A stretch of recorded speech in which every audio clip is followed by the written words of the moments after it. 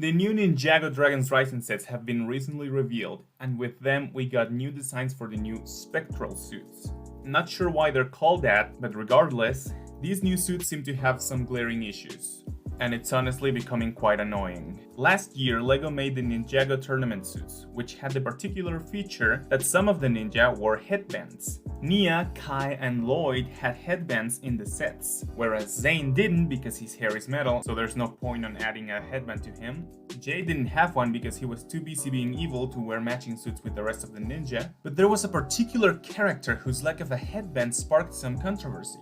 Cole, who was the original ninja who introduced the concept of headbands, didn't have a headband. When I saw this, I was more confused than anything else, because he was the only one who didn't have it. But I didn't mind it that much at the time. That was until the newest spectral suits were revealed, and they still had the headbands again, all except for Cole. Again. And this was when it started to become annoying.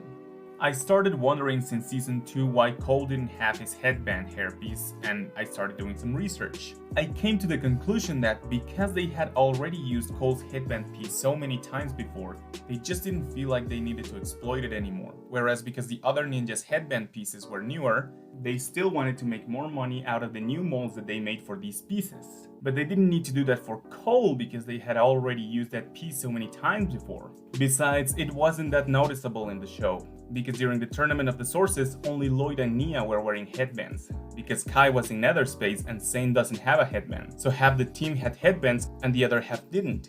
It didn't look off, and I didn't mind it that much because surely this was a one-time thing, right? Surely they just wanted to use the headband pieces one more time, and that's why they didn't bring Cole's back, right? But it's not like they're planning to make these the new official hair pieces for the ninja, right? Right? Yeah, so they're making these the new official hair pieces for the ninja. For all except Cole. Cole, the very ninja who introduced the concept of headbands, is the only ninja who doesn't have a headband. When it happened for the first time, it didn't bother me that much because I thought it was a one-time thing. I thought they only wanted to use the headbands for the tournament and then they would go back to their regular hair pieces. And I thought that was why they didn't decide to bring back Cole's headband. But no, turns out these are their new permanent hairstyles and they're giving it to everyone but the one who made it possible in the first place. And this is far more noticeable in Season 3 than it was in Season 2. I don't want to give any spoilers for Season 3 Part 2, so I won't say anything specific. But Zane, who is the only one who doesn't have a headband, is not very present in Part 2. But that means that now it's way more noticeable that Cole is the only ninja who doesn't wear a headband. And it's very annoying. Some people think, and it's very possible, that Cole's headband hairpiece is retired. And like, why? If they knew that they wanted to make the headbands the new official look for the ninja, then why did they get rid of the most important one? It didn't bother me at first because, as I said, it wasn't very noticeable and I thought it was a one-time thing, but now it's very evident and it's obnoxious. If they wanted to make this new look something permanent, they should have committed all the way through, not just halfway. And to be fair, technically Jay hasn't used his headband piece either, but that's because, as I've already said, he's too busy being evil. But I have no doubt in my mind that next time Jay is featured in a set with a hairpiece, it will be the headband hairpiece. Unless they don't do that, and in that case, that would be even weirder because that would mean only half the ninja would have headbands. This whole thing was handled very poorly.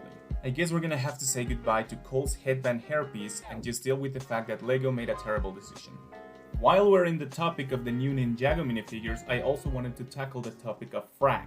Frack was pretty much the only main character in Season 3 Part 1 who didn't have a minifigure. And of course that made people want a minifigure even more.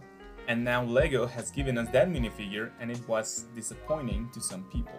The new Frack minifigure is permanently stuck wearing a mask, and while the mask doesn't look bad, most people would have preferred his regular headpiece. And to top it all off, he doesn't have pupils. Back in my day, all snakes used to have pupils. I just think it's a problem with Dragon's Rising in general that the whole concept is about all 16 realms merging together, which means there are more species than just humans in the show, but we barely get to see any of them in the sets. And when we do, they look like this.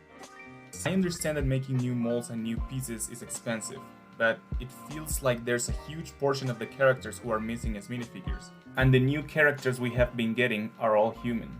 I hope LEGO can make more creatures from Ninjago Dragons Rising in the future, but the ones I would want the most right now are Geo and Bonsal. I feel like they're very important characters, but making them as minifigures would be too expensive, so I guess we're stuck using imagination?